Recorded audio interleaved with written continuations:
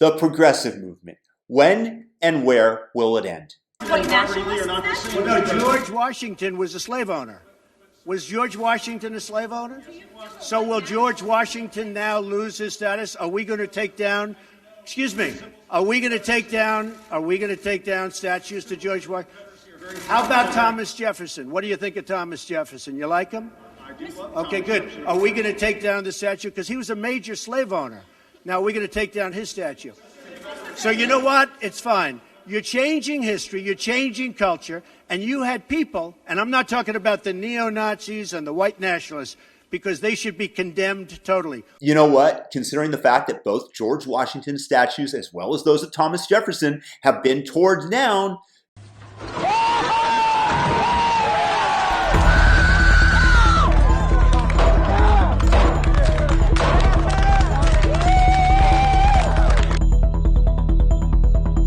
Donald Trump and his little hunches have once again been proven correct. These were the founding fathers of our country. They created the framework of the Constitution, the Declaration of Independence, which has helped our nation stand for the last 250 years.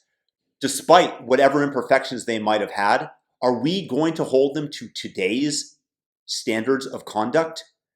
And as we tear down their work, their statues, in the name of racial justice, erasing history as if undergoing a Maoist cultural revolution, once again, Donnie Trump has been proven correct. The problem with the progressive movement lies in its name.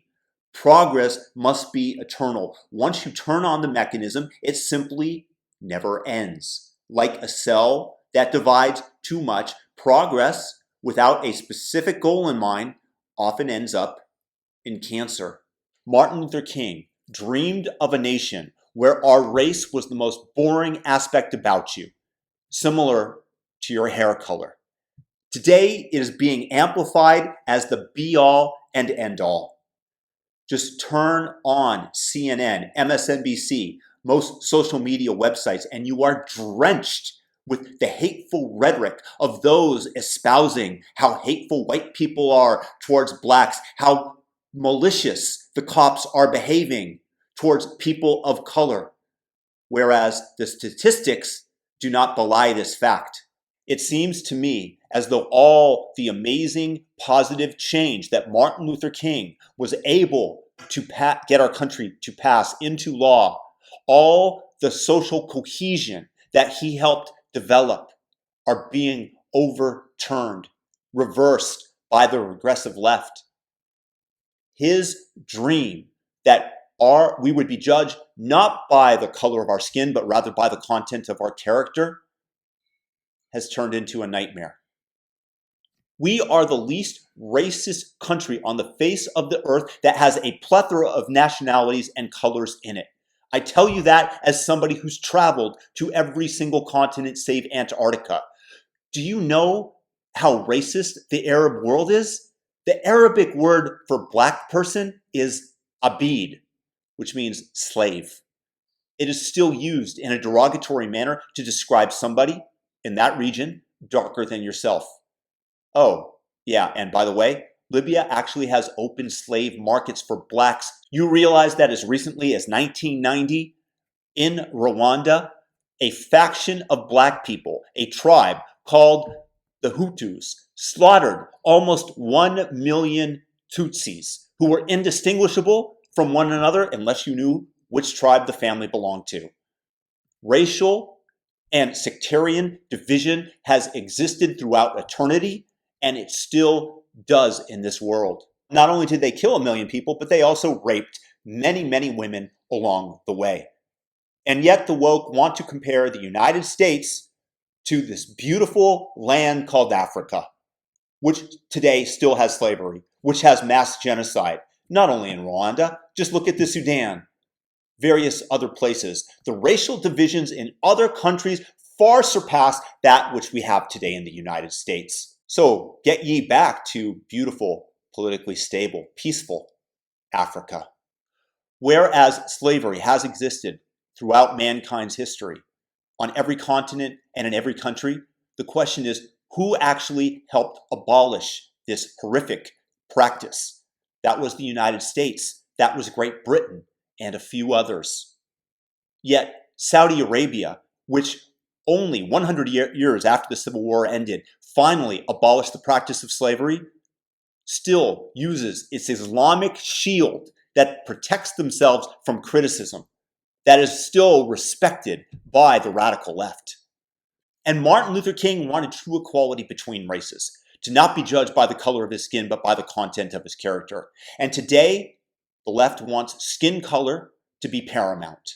They point to Minneapolis, they point to Derek Chauvin, and you won't get an argument from me that that was unacceptable behavior, police brutality, and likely murder.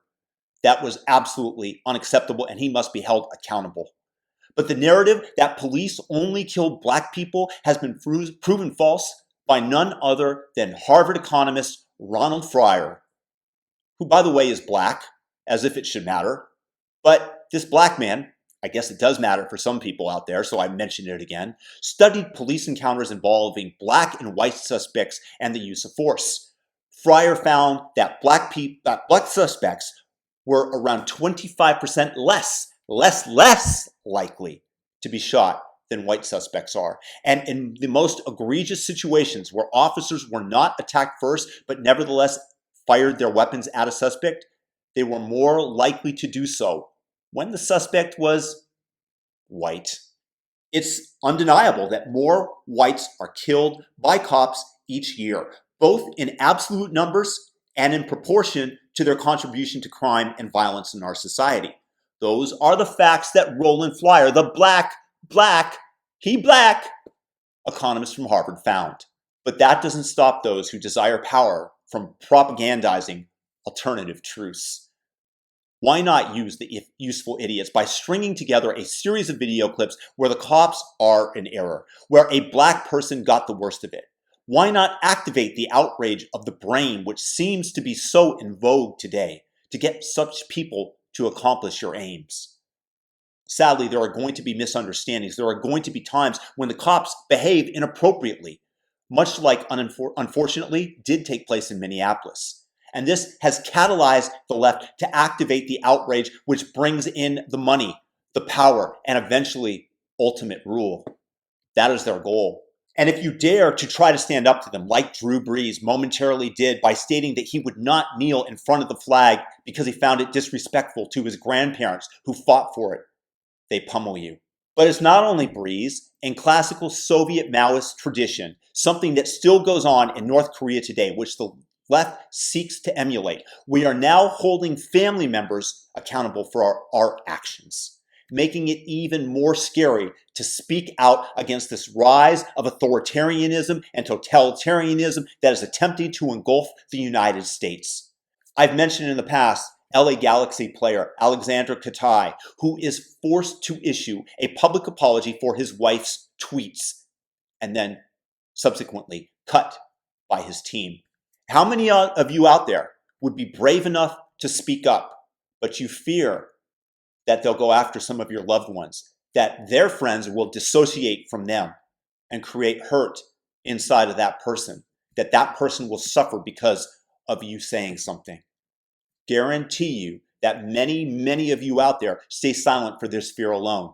The latest example of the left going after someone and canceling them based on the actions of another is Melissa Rolfe, the stepmother of the man who shot Rayshard Brooks in Atlanta. She had her employment terminated at the Atlanta equity-based prime mortgage group, and it was terminated for creating an uncomfortable work environment, supposedly. That's their excuse. Essentially, the mortgage company did not want to be held liable in the minds of their customers, or maybe even their workers, for employing someone associated with the policeman, who nearly all law enforcement and investigators would claim shot a man who was drunk driving, resisted arrest, assaulted police officer, stole their taser, which Atlanta District Attorney Paul Howard previously described as a deadly weapon. And this is for pointing a taser at Mrs. Pilgrim. And as many of you all know, under Georgia law, a taser is considered as a deadly weapon under Georgia law. And then he fired it at them. And then he got shot. That was, by all accounts, a clean kill that should not be prosecuted. But the man is doing so for political and nefarious purposes. This is not progress. This is the opposite. This is a regression to tribal warfare, where you are protected if you are on the right side of the debate.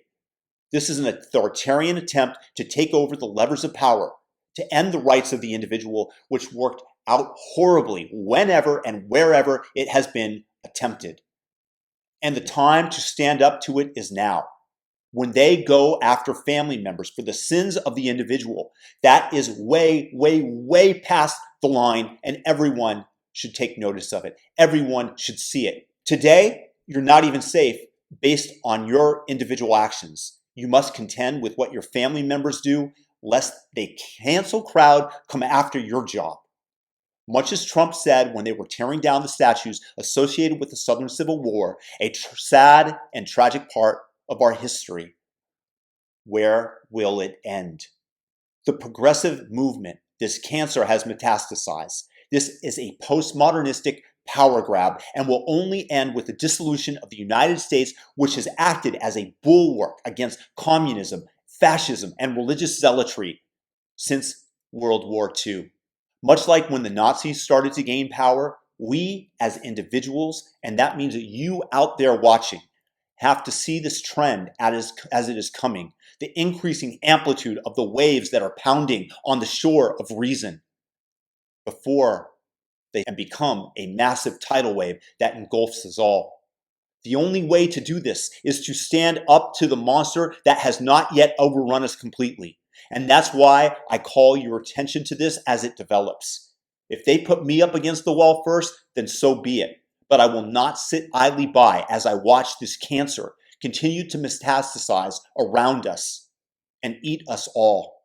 And that is why you individually have to step up against this madness, against this Maoist inquisition and cultural revolution that is eating away at the heart and soul of America. Please share this video.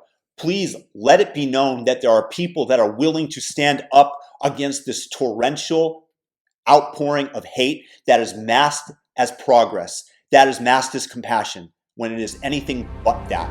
It is hateful, it is destructive. Peace and blessings to everybody out there, and feel free to subscribe and have a blessed day.